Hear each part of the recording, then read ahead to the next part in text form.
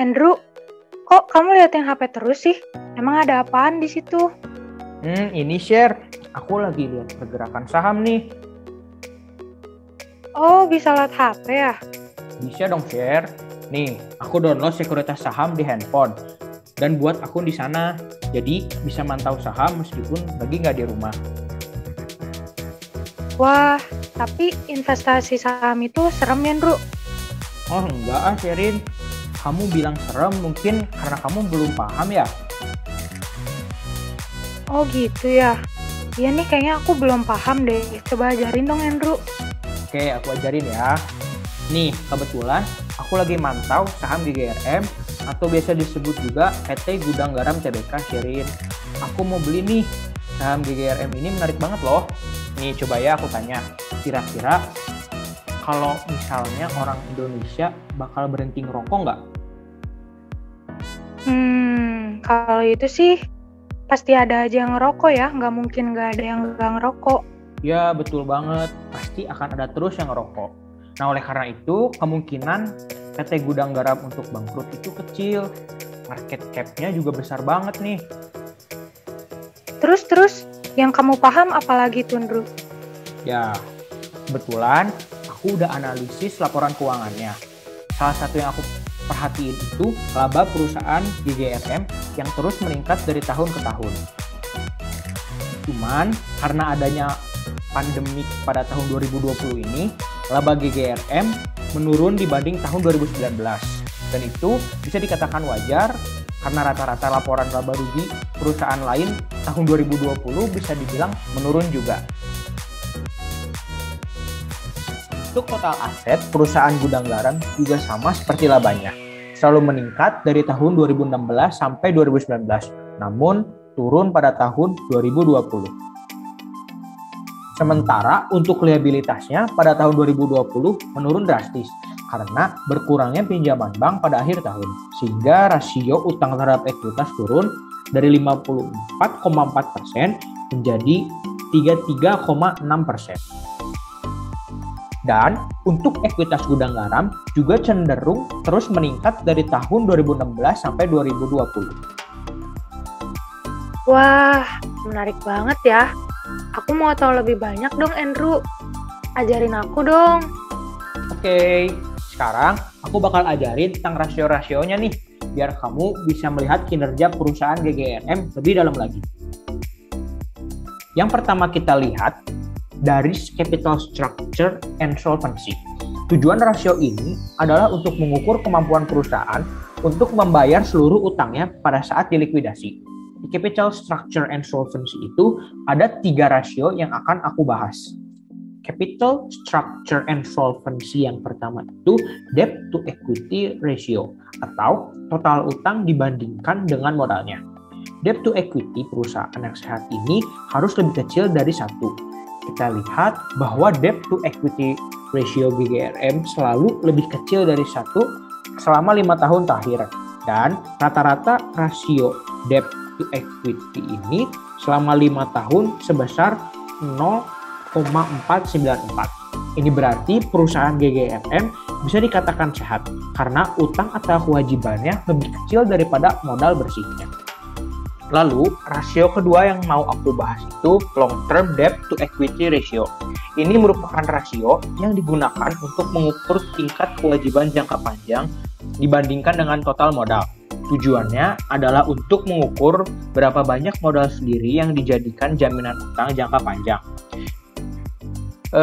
Di sini rata-rata long term debt to equity ratio selama 5 tahun GGRM yaitu 0,04. Dan HMSP memiliki rata-rata long term debt to equity ratio selama 5 tahun yaitu 0,072. Maka HMSP memiliki resiko kerugian yang lebih tinggi yang harus ditanggung perusahaan. Dana yang seharusnya digunakan untuk perputaran persediaan bisa-bisa dipakai untuk keperluan membayar angsuran utang. Sekarang kita masuk ke rasio kedua, yaitu ROI atau Return on Investment. Tujuannya untuk melihat return dari investment perusahaan ini seberapa tinggi. Ada 2 rasio yang akan dibahas, yaitu Return on Asset and Return on Equity. Return on asset adalah rasio yang mampu menilai kemampuan perusahaan dalam hal memperoleh laba dari aktiva yang digunakan. GGRM memiliki rata-rata ROA selama 5 tahun sebesar 0,11. Semakin tinggi hasilnya, semakin baik karena artinya kemampuan perusahaan dalam memanfaatkan aset yang dimilikinya itu lebih tinggi.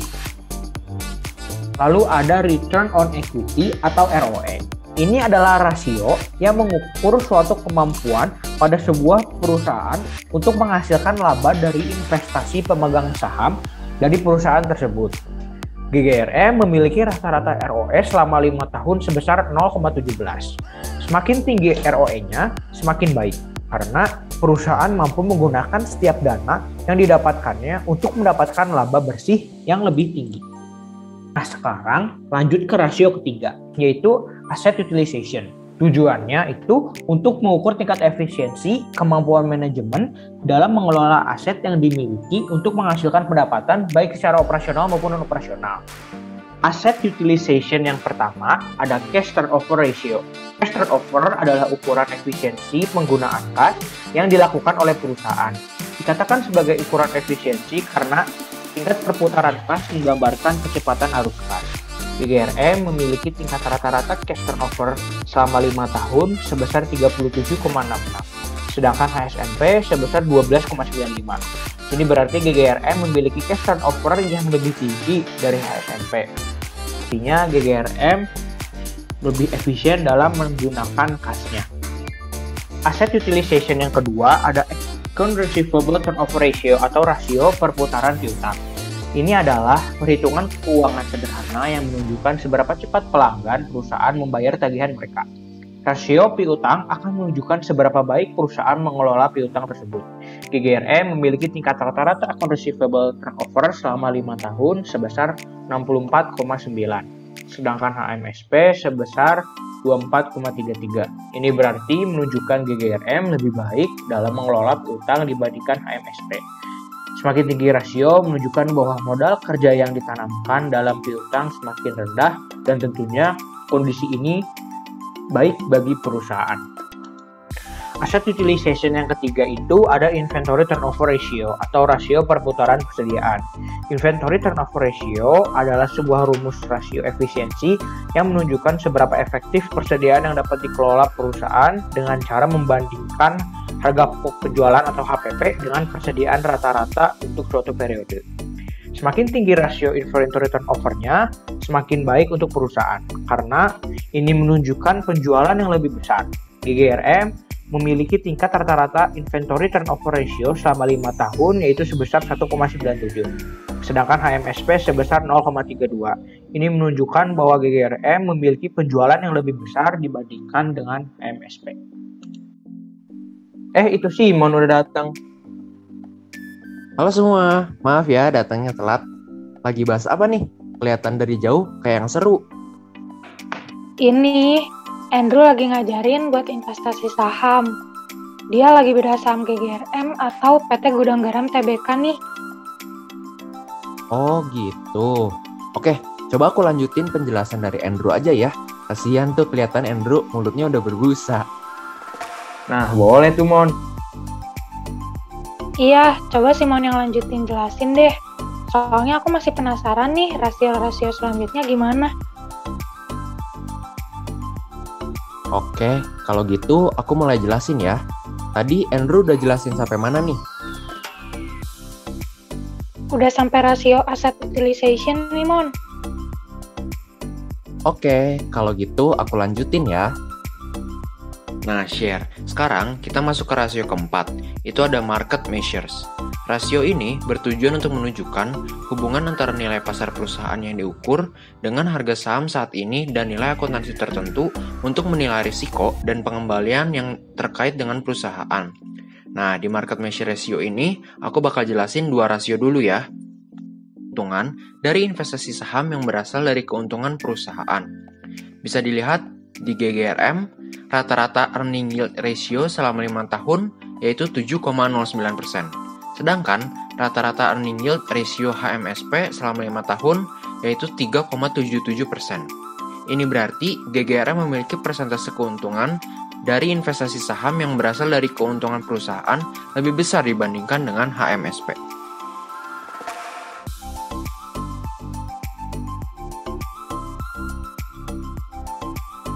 Aku bakal bahas juga price to book value atau PBV. Ini adalah rasio valuasi untuk menilai mahal atau murahnya sebuah saham dengan membandingkan antara harga saham dengan nilai buku perusahaan. GGRM memiliki rata-rata price to book selama 5 tahun sebesar 2,14. Semakin tinggi PBV sebuah saham, maka semakin mahal harganya dibandingkan dengan harga bukunya. Di sini GGRM memiliki PBV lebih kecil daripada HMSP, sehingga harga GGRM jika dibandingkan dengan nilai bukunya, harganya memiliki valuasi yang lebih murah. Yang dapat menampilkan kemampuan perusahaan saat memenuhi kewajiban atau membayar utang jangka pendeknya. Rasio inilah yang digunakan untuk melakukan pengukuran dari seberapa liquidnya sebuah perusahaan.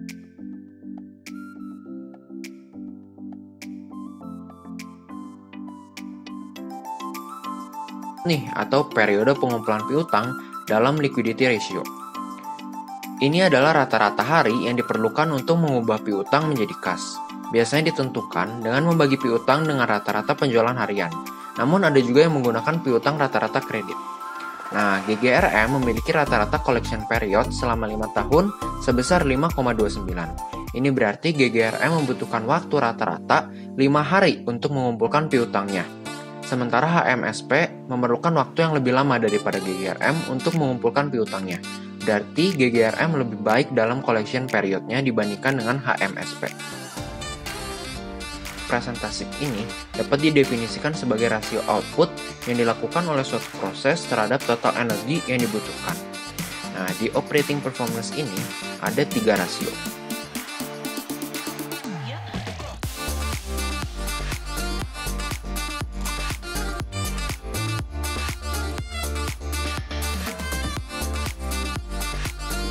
Gross profit margin atau margin laba kotor merupakan rasio profitabilitas untuk menilai persentase laba kotor terhadap pendapatan yang dihasilkan dari penjualan. Perusahaan yang memiliki gross profit margin yang tinggi atau bisa dibilang lebih dari 0,75 atau 75% menunjukkan bahwa perusahaan tersebut mampu untuk menjalankan produksinya secara efisien karena harga pokok penjualan relatif lebih rendah. Semakin tinggi margin laba kotornya, maka semakin baik keadaan operasi perusahaannya.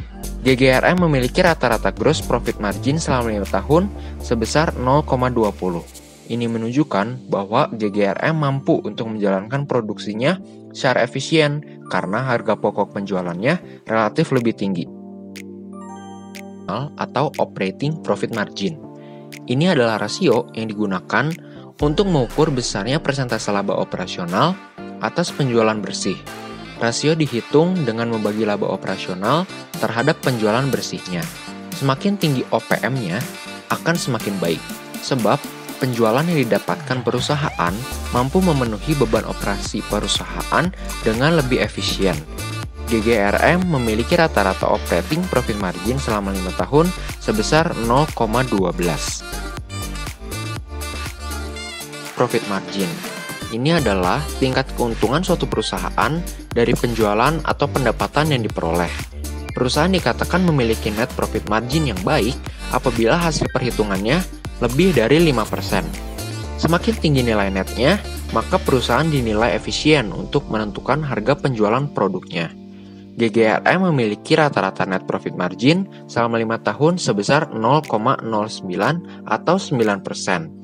Ini berarti GGRM sudah memiliki net profit margin yang baik dan juga sudah efisien untuk menentukan harga produk penjualannya.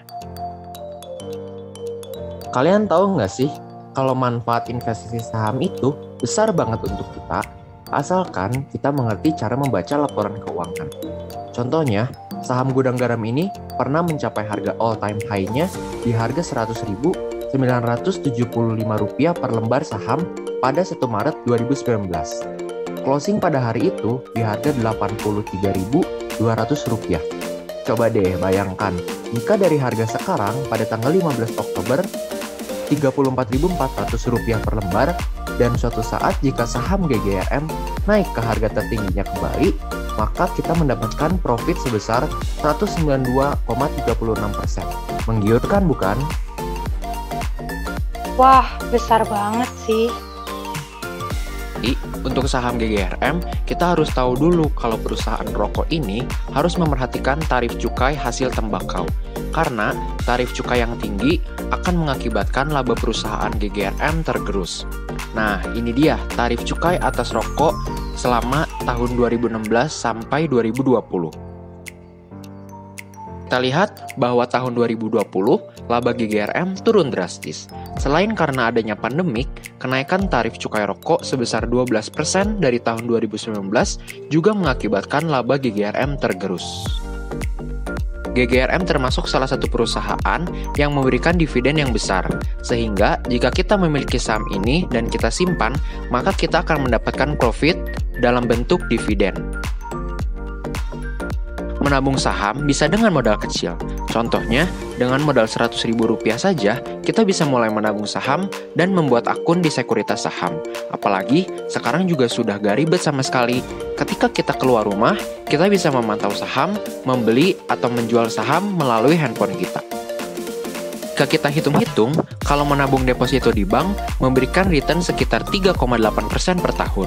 Sementara, investasi di saham berdasarkan IHSG bisa mendapatkan return 20-25% per tahun, belum ditambah dividen. Gimana? Tertarik gak menabung saham seperti saham GGRM ini? Wah, iya nih, aku jadi tertarik. Oke deh, mulai sekarang aku mau belajar investasi saham dan belajar membaca dan juga menganalisis laporan keuangan deh. Makasih ya teman-teman buat insight-nya tentang saham. Aku jadi tahu dan jadi melek investasi nih karena kalian.